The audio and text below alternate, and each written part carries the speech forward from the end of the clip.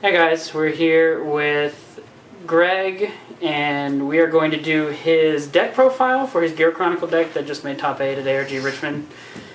So we're just going to let him go ahead and get into his choices and why he chose to actually run Gear Chronicle. Go ahead, Greggy. Why I chose to run Gear Chronicle? Because it's the only thing I had that has actual strides. Everything else would have been generic. Seems legit. Yep, fair enough. Yep. So, going to the starter first. It'll be Timepiece Draco Kid. Most people run the Generation Break 1s, Counterblast 1, Throw in Soul, Search Your Deck for 3. I don't like that. It's too long. This is a lot of insurance early game, just in case, so you don't get like great stuck and such.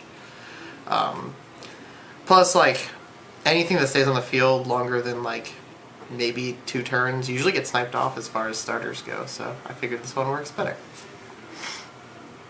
Yep, kind of hurt my butthole this week when I needed that starter for Nova Grapplers. Yeah.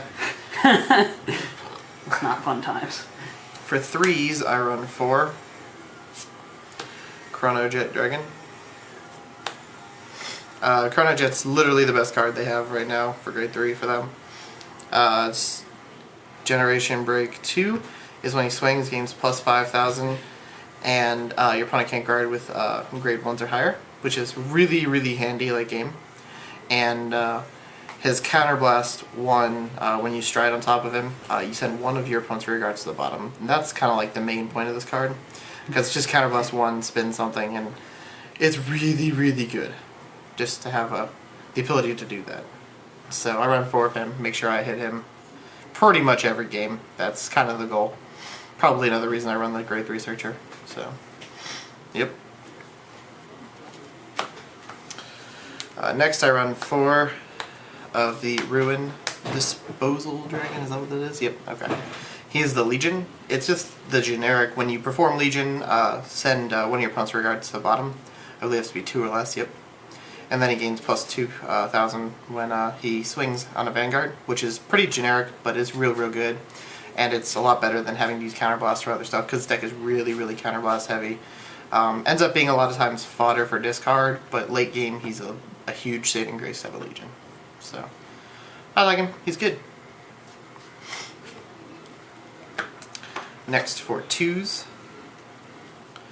I run 4 of what I think is probably one of the best cards in the deck, Steam Fighter Amber.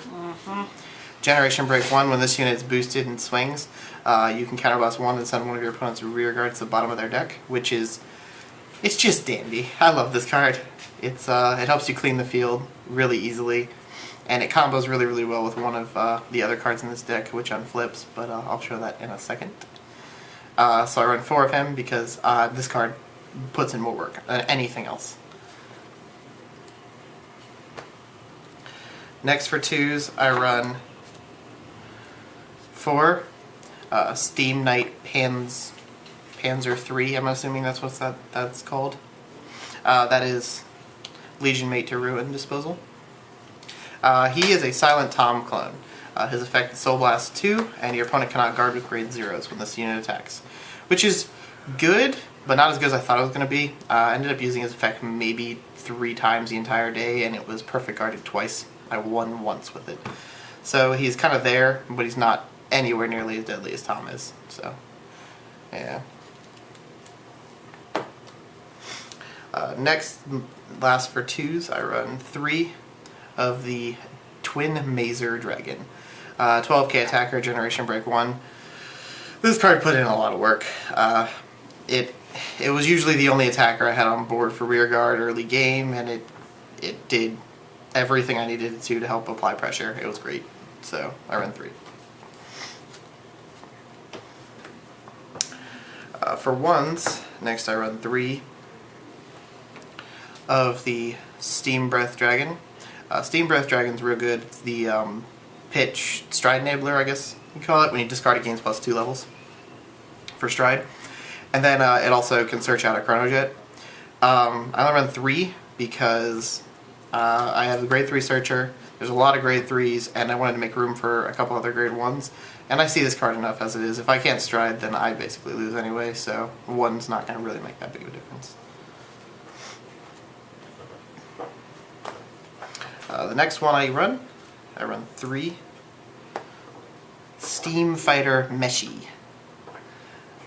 He's got a funny name, but he's got a once per turn effect that allows him to Soul Blast 1 and unflip a damage when a unit is sent to the bottom. So I basically use him and this guy to create a fun little column where you send one, you Soul Blast, and you do it for free. It's kind of great, actually. And he's a 7k, which really, really helps in this deck. So I run him at 3, because if I ran 4, then I wouldn't have room for basically anything else. Next I run 2 of the Steam, what are you called? That's weird. Steam Skara GG. Okay. She is a Soul Blast 2 draw card. Everyone kind of questions why people run this in Gear Chronicles. It's a free draw and it fills up your discard quicker to Legion. The whole point of this deck is I have enough Soul because I Legion at least once a game, so I never actually run out of Soul. So for this and for the Silent Tom clone and for Meshi, I always actually do have enough Soul, because you're never actually really going to use all of them. You're going to kind of focus on one area and run with it, and even then she's a lot of times just a 5k shield. So it's not too bad, and plus she replaces herself when you play her. So it's 2 of her. And next I run 2 of the Summit Crescent Gear Wolf. This card gains Generation Break 1, gains +3 for every time a unit's sent to the bottom. I run this card as a fun little like 10k booster. It can help make big columns, it fixes everything. I decided to run 2 because I just wanted to play test it and try it out. Probably gonna take it out soon, but it's still a really, really good card. Last grade ones I run are 4 Perfect Guards. I did a little weird. I wanted to try this, just see how it would go, because I did the Unflip Perfect Guard at 2, and the regular old Perfect Guard at 2. Ended up being that it didn't actually make a difference which one I had, because I didn't usually have rear guards for the end to swing on at that point anyway, so this kind of was a good card to have. But in the end, running 2 of these isn't consistent enough, so probably gonna switch over to one or the other soon. Otherwise, 4 Perfect Guards. Always run 4 Perfect Guards. They don't have Quintet Wall yet, and if they did, would not run it, because they need their counterblast in this deck. And you suck with Quintet Walls. I do. I really do. Check those 4-3s, Greg. Yeah. Next, for zeros, or triggers, I guess, I run 8 crit, 4 draw, and 4 heal. Run 8 crit and 4 draw, mostly because this deck is more consistent that way. You need the threat of the crits, and you actually use the fact that they're there. If you can trigger, you basically always win with this deck, because there's like no way to get around not being able to guard and then them hitting crits. It's really silly.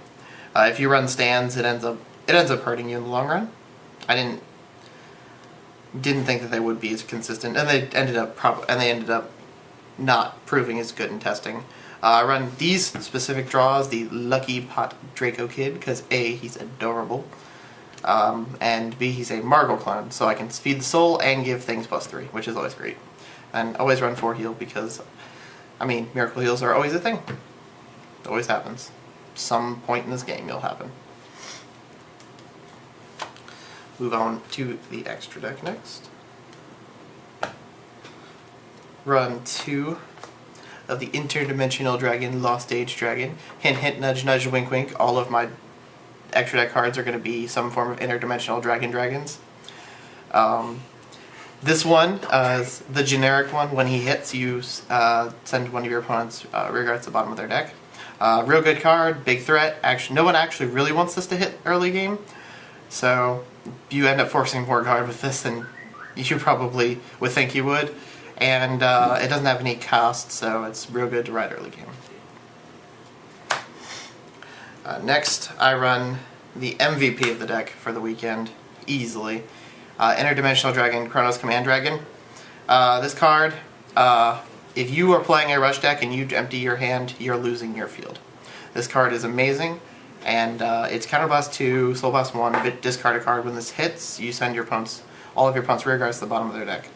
I caught so many people with their pants down, as I say, where they would just unload their hand really, really quickly for like no reason, and they would lose their field, -5, and I basically solidified the game at that point because they had nothing left to apply pressure, which is great. I love this card, but you only run them at 2 because you're never really going to get his effect off more than once in a game anyway, and you're probably going to try to maybe once or twice. The final card in the extra deck is Interdimensional Dragon, Ragnarok Dragon. He is the Silent Tom Stride when he swings. If you counterblast 1, flip one of him face up. If there's another face up unit in your D zone, he gains plus a critical, and your opponent cannot guard with zeros. So basically, this is your finisher, the best finisher, probably one of the best finishers in the game, easily. And I think I won a lot of games just because I'd be like, oh, I haven't seen a perfect guard. Let's see if I ride this really quickly and see what happens. And you catch people wherever they can't guard. That's real great. So yeah, that's the basis of the deck. It's pretty simple. I kind of simplified it from all the techiness everybody else wants to do, and I just made it remove things that are irritating and then swing and you can't guard with stuff. Cool. Well, so that was the deck profile. Remember to like, comment, subscribe, and tune back into us for more videos. Bye, guys. Bye-bye.